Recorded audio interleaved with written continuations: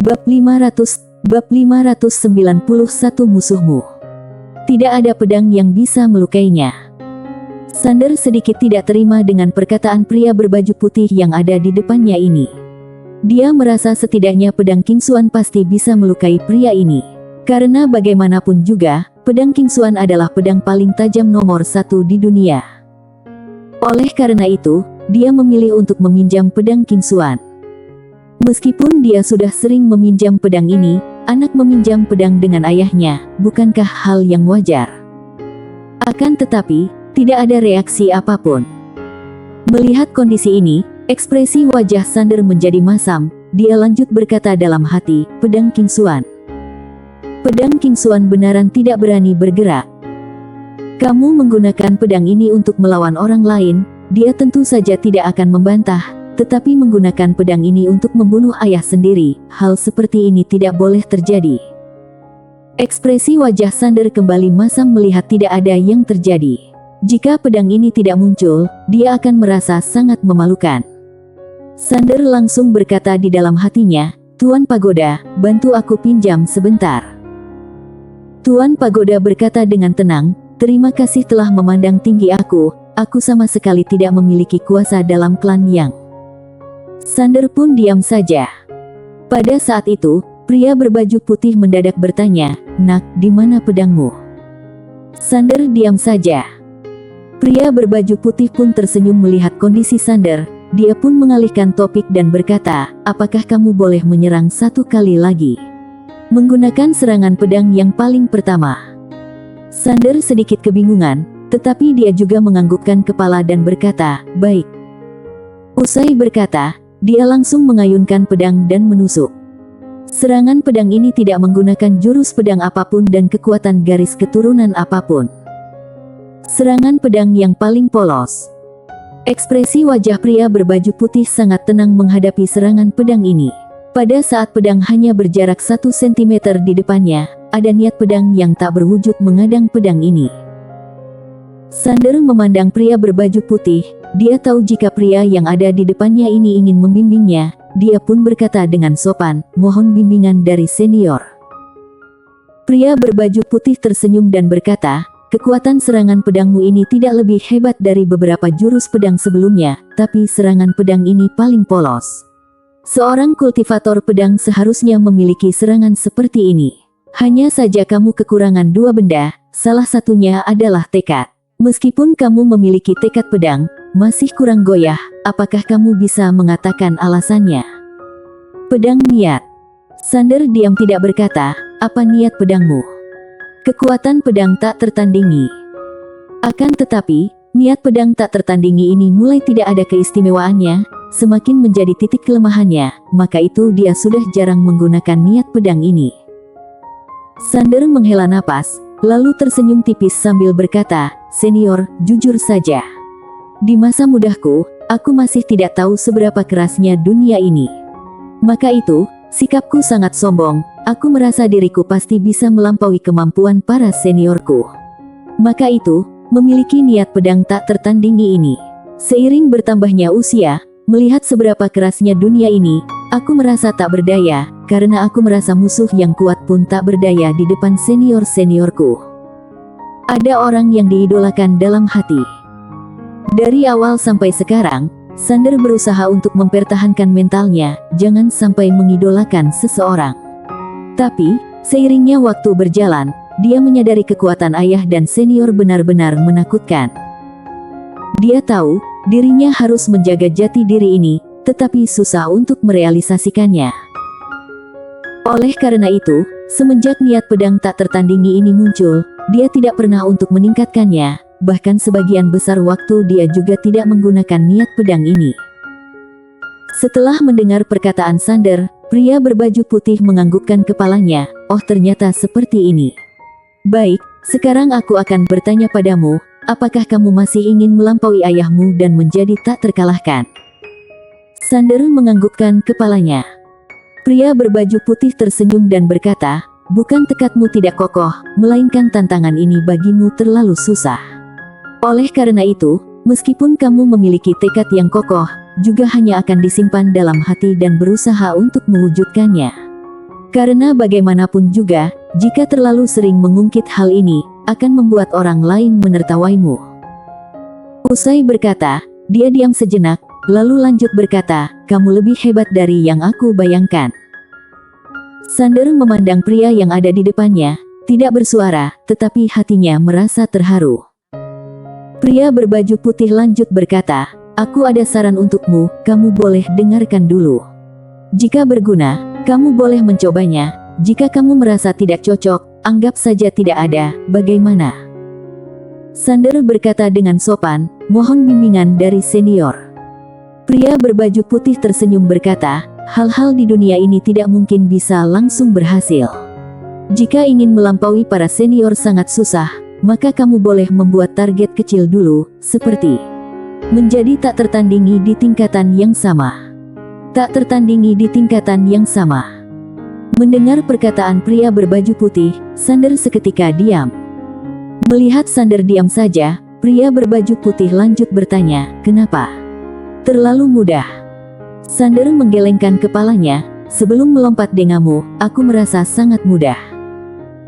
Pria berbaju putih tersenyum dan berkata, jadi, meskipun tak tertandingi di tingkatan yang sama juga susah, benar?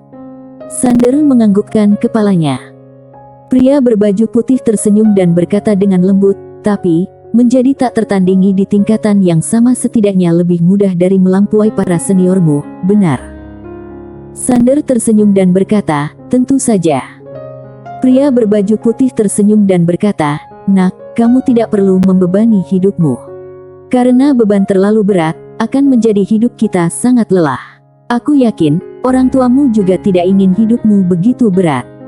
Mendengar perkataan pria berbaju putih, Sander mendadak merasa terharu, perasaan ini seolah-olah pernah terjadi sebelumnya. Sander bertanya dengan refleks, senior, apakah marga keluarga Anda adalah Y? Pria berbaju putih tercengang, dia tidak menyangka Sander akan bertanya pertanyaan seperti ini. Dia pun menenangkan hati dan berkata, bukan. Bukan. Mendengar perkataan pria berbaju putih, Sander sedikit kecewa, dia pun tersenyum dan merasa dirinya sudah menghayal terlalu jauh.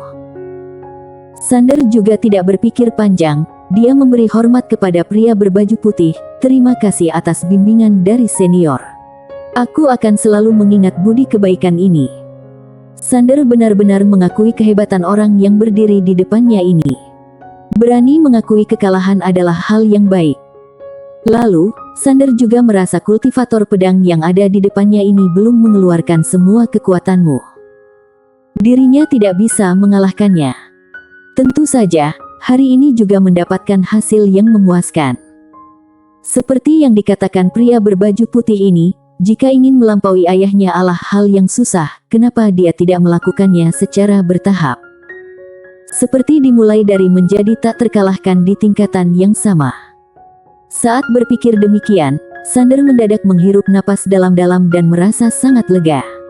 Seolah-olah batu yang menindih di hatinya sudah tiada.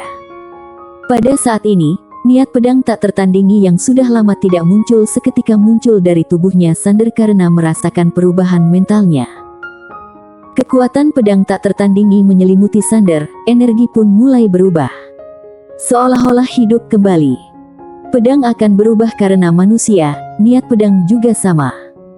Pada saat Sander berhasil mengatasi masalah, maka niat pedangnya juga keluar dari permasalahan dan hidup kembali. Saat melihat semua ini, pria berbaju putih tersenyum dan merasa bangga. Remaja ini memang cepat mendapatkan pencerahan, juga tidak tahu anaknya siapa, kenapa begitu hebat. Sander merasakan kekuatan pedang tak tertandingi yang menyelimuti tubuhnya, dia pun tersenyum lebar. Saat ini, dia merasa kekuatan pedang tak tertandingi mulai bangkit. Pada saat ini, pria berbaju putih mendadak berkata, coba kamu menyerang lagi. Mendengar kata ini, Sander pun tersenyum dan berkata, baik. Usai berkata, dia langsung mengayunkan pedang dan menusuk. Tanpa menggunakan jurus pedang dan kekuatan garis keturunan, serangan pedang yang paling polos. Serangan pedang ini muncul di depan pria berbaju putih, dia hanya mengulurkan kedua jari dan menjepitnya. Pedangnya Sander langsung berhenti. Pada saat menjepit pedang ini, Pria berbaju putih itu sedikit bimbang lalu mundur 2 langkah. Mundur. Meskipun hanya mundur 2 langkah, semua orang mengerti. Ilmu pedang Sander sudah lebih kuat dari sebelumnya. Sander melihat pria berbaju putih itu mundur 2 langkah, dia pun diam tak berkata. Pria berbaju putih tersenyum dan berkata, niat pedangmu mulai muncul, kekuatan lebih kuat dari sebelumnya. Sander menganggukkan kepalanya, Lia. Dia tidak akan menolak pujian dari orang lain. Meskipun tidak tahu apa maksudnya. Pria berbaju putih mendadak menengadahkan kepala dan berkata, aku mau pergi dulu. Sander bertanya, senior, siapa nama Anda? Pria berbaju putih tersenyum dan ingin menjawab, tetapi terjadi perubahan. Muncul celah di langit, kemudian energi yang menakutkan mengalir keluar. Semua murid Fakultas Dewa pun tercengang, serentak menengadahkan kepala ke langit dengan muka heran. 2 ketua yang berada di dimensi ilusi juga mengerutkan keningnya. Tamu tak diundang. Perlu diketahui, tanpa izin dari Fakultas Dewa, orang luar tidak boleh sembarangan masuk ke Fakultas Dewa. Siapa begitu berani menerobos masuk ke Fakultas Dewa? Semua orang melihat seorang Pak Tua berjalan keluar dari celah itu. Pak Tua ini memakai jubah mewah, lalu menampilkan mata yang sangat tajam, seolah-olah ada orang yang menghiasinya. Lalu, ada seorang remaja di belakangnya. Remaja itu memakai jubah hitam. Remaja itu baru keluar, dia langsung menatap ke arah Sander, tatapan ingin membunuhnya langsung keluar. Sander mengerutkan keningnya ketika melihat remaja berjubah hitam itu. Karena sebelumnya dia sudah membunuh remaja berjubah hitam ini, kenapa masih hidup? Sander pun sedikit kebingungan. Pada saat itu, Pak Tua itu juga menatap ke arah Sander. Dengan kekuatan keluarga Wang, ingin mencari Sander bukanlah hal yang susah. Pada saat mengetahui Sander adalah murid bagian Dewa Fakultas Dewa, Pak Tua ini tidak kaget, melainkan ingin membunuhnya. Harus membunuhnya.